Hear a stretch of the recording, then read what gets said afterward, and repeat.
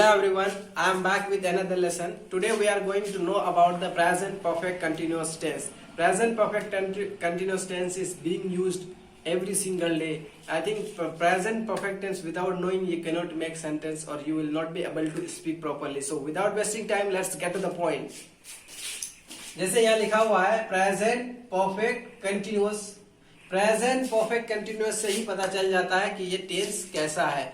Present का मतलब वर्तमान, परफेक्ट का मतलब कोई काम हो चुका है और कंटिन्यूअस का मतलब कोई काम अभी भी जारी है. यानी किसी काम से ऐसा पता चले कि कोई काम कुछ देर पहले शुरू हुआ, थोड़ा सा काम हो चुका है और अभी भी वो काम जारी है.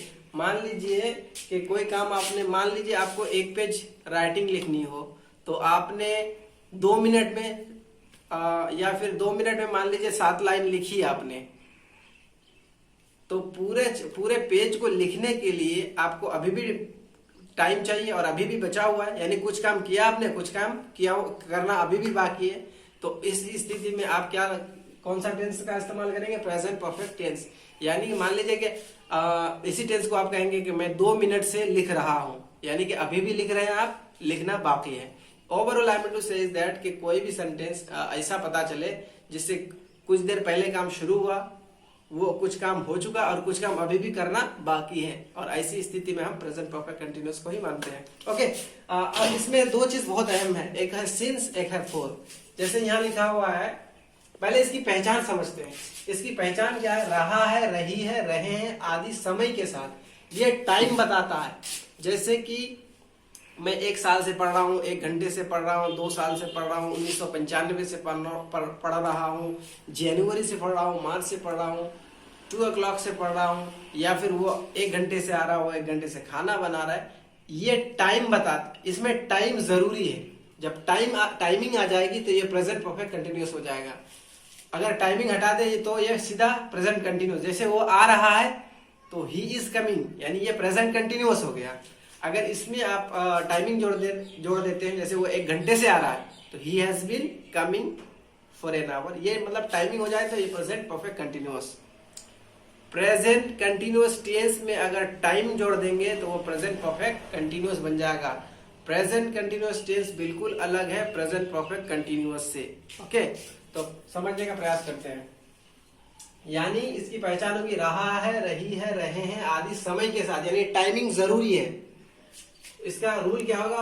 पॉजिटिव का पहले सब्जेक्ट होगा, फिर हैज या have plus been plus verb की fourth form plus object plus since या फॉर प्लस टाइमिंग. यानी कि सब्जेक्ट के बाद हैज या हैव लगेगा. इनमें से क्या लगेगा? हैज हैव किसके साथ लगता है हम ऑलरेडी पढ़ चुके हैं. और बीन सबके साथ लगेगा. वर्ब की फोर्थ फॉर्म यानी ING form, going, coming, eating, object लगेगा. उसके बाद सिंस या फॉर, उसके बाद टाइमिंग लगेगा. सिंस और फॉर कहाँ लगेगा हम ये जानने का प्रयास करते हैं. सिंस वहां लगता है फिक्स टाइम के साथ, जैसे संडे, मंडे, यानी दिनों के नामों के साथ. Sunday, Monday, Tuesday, Wednesday, Thursday, Friday, Saturday, इन यानी कि वीक्स के जितने भी नाम है सारे नाम के साथ सिंस लगेगा. एंड महीनों के नाम के साथ सिंस लगेगा. जनवरी, फरवरी, मार्च, अप्रैल, मई, जून, जुलाई, अगस्त, सितंबर, अक्टूबर, नवंबर, दिसंबर, ये सारे महीनों के नाम के साथ सिंस लगेगा. उसके बाद ये यानी सालों के नाम, जैसे 1995, 1993, 2008, यानी ये फिक्स टाइम है. 2008 एक ही बार आया, अब दोबारा तो आएगा नहीं. यानी इससे जिससे ये पता चल जाए कि कोई टाइम फिक्स है, तो ऐसी स्थिति में हम सिंस का इस्तेमाल करेंगे. जैसे 2 o'clock फिक्स है, तो 2 o'clock, 3 o'clock, 4 o'clock, इसमें सिंस लगेगा. ठीक है, इतनी बात याद कर लेंगे, बाकी आगे सारी चीजें अपने क्लियर हो जाएगी. अब 4 कहाँ लगेगा? जहां निश्चित टाइम ना हो, जैसे कि 2 घंटे से, 3 घंटे से, 5 घंटे से, 5 दिनों से. ये नहीं बता रहे हैं कि जनवरी से, फरवरी से, या संडे से, या मंडे से, ऐसा नहीं बता रहे. तो ऐसी स्थिति में हम किसका इस्तेमाल करेंगे? 4 का इस्तेमाल करेंगे. 3 दिन से, 4 दिन से, 9 दिन से, इन सारे चीजों के साथ हम 4 का इस्तेमाल करेंगे. एंड नाउ मेनी, बहुत सालों से कह रहे हैं. हम कह रहे हैं मैं बहुत सालों से पढ़ रहा हूँ. मैं ये नहीं कह रहा हूँ कि 2009 से पढ़ रहा हूँ या 2008 से पढ़ रहा हूँ. यानी कि सालों का नाम नहीं बता रहा हूँ, मैं सिर्फ साल बता रहा हूँ कि भाई इतने सालों से, बहुत सालों से. मैं सालों का नाम नहीं बता रहा हूँ. तो जब साल का नाम नहीं होगा तो इसमें 4 लगाएंगे. ओके, जैसे कि 5 साल, 10 साल, 20 साल. ओवरऑल कहने का मतलब यह है कि ये फिक्स टाइम लेता है और ये अनफिक्स टाइम लेता है, इसमें फिक्स नहीं होता है। वह 1 साल से पढ़ रहा है। 1 साल से पढ़ रहा का मतलब कौन से साल? 2009, 2010, 2025, सॉरी 25 तो आया नहीं अभी, 2019, कौन से साल से पढ़ रहा है? जब ये टाइमिंग पता न चले, सालों का नाम नहीं है, सिर्फ साल से पढ़ रहा है, तो ऐसी स्थिति में हैज बीन हैव बीन लगेगा। सब्जेक्ट हो गया है ही, उसके बाद हैज हैव यानी ही के साथ हैज लग गया, उसके बाद बीन, उसके बाद वर्ब के आईएनजी फॉर्म हो गया स्टडिंग फॉर अ ईयर, यानी 1 साल से वो पढ़ रहा है। साल का नाम नहीं होगा तो यहाँ क्या लग जाएगा? 4 लग जाएगा। ओके, वे लोग जनवरी से काम कर रहे हैं। They have been working since January. Okay, मैं 2 बजे से लिख रहा हूँ। I have been writing since 2 o'clock।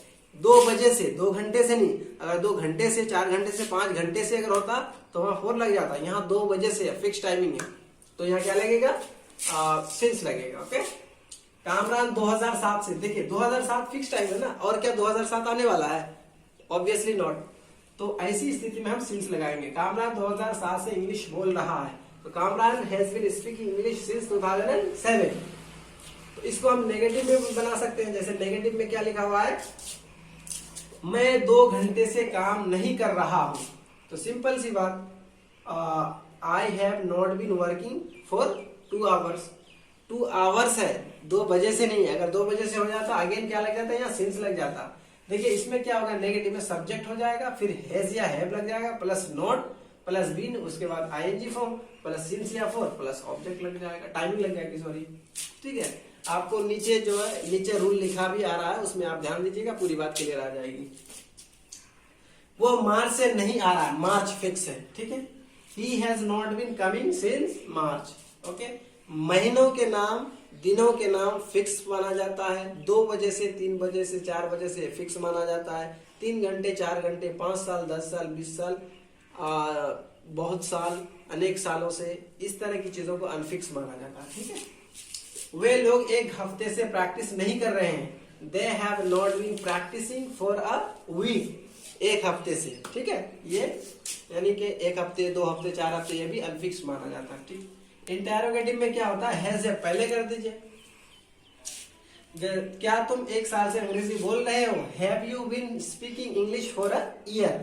क्या तुम 1 साल से अंग्रेजी नहीं बोल रहे हो? तो क्या हो जाएगा? हैव यू नॉट बीन, यानी यू के सब्जेक्ट के बाद नॉट लग जाएगा, फिर बीन लग जाएगा। Speaking English for a year. क्या हुआ? 1 घंटे से यहाँ खड़ा है। क्या वो 1 घंटे से टाइमिंग बता रहे हैं, तो क्या होगा? Has he been studying, sorry, क्या वो 1 घंटे से यहाँ खड़ा है, तो has he been standing here for an hour, यानी 1 घंटे से क्या खड़ा है। क्या वो 1 घंटे से यहाँ नहीं खड़ा है, तो ऐसी स्थिति में क्या? Has he not been, not के बाद been, standing here for an hour. क्या वे लोग सोमवार से आ रहे हैं? Have they been coming since Monday. Monday किसी का नाम है, किसी दिन का नाम है, तो इसलिए यहाँ क्या लगेगा? सिंस लगेगा। ओके, इसमें अगर नेगेटिव बनाए, क्या वे लोग सोमवार से नहीं आ रहे हैं, तो हैव दे नॉट यहाँ लग जाएगा, फिर been coming since Monday. Okay, now let's move on. WH question. WH question क्या है? जो पता है आपको, what, when, how, where. Okay, वह 1 साल से क्या कर रहा है? What has he been doing for a year? What पहले यानी WH पहले लग जाएगा, फिर हैज या have, plus subject, plus been, plus fourth form, plus for, plus timing लग जाएगी। ओके, वो 1 साल से क्या कर रहा है? What has he been doing for a year? तुम जनवरी से कहाँ जा रहे हो? Where have you been going since January? देखो, जनवरी को शॉर्ट में हम जैन बोलते हैं, फरवरी को फेब। राजू 1 घंटे से क्यों खड़ा है? Why has Raju been standing for an our.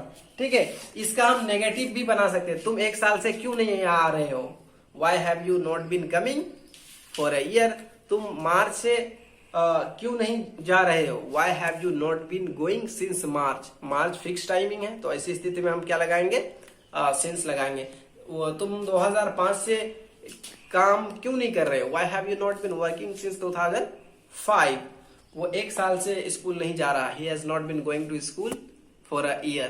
मैं 2 बजे से नहीं पढ़ रहा हूँ। I have not been studying for since 2 o'clock. यानी फिक्स टाइम के साथ सिंस लगेगा, और जो फिक्स टाइम नहीं होगी उसके साथ 4 लगेगा।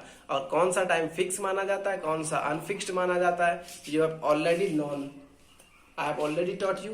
एंड अगर इसके बाद भी कोई कंफ्यूजन रहता है तो आप मुझे कमेंट कर सकते हैं and I will try my best to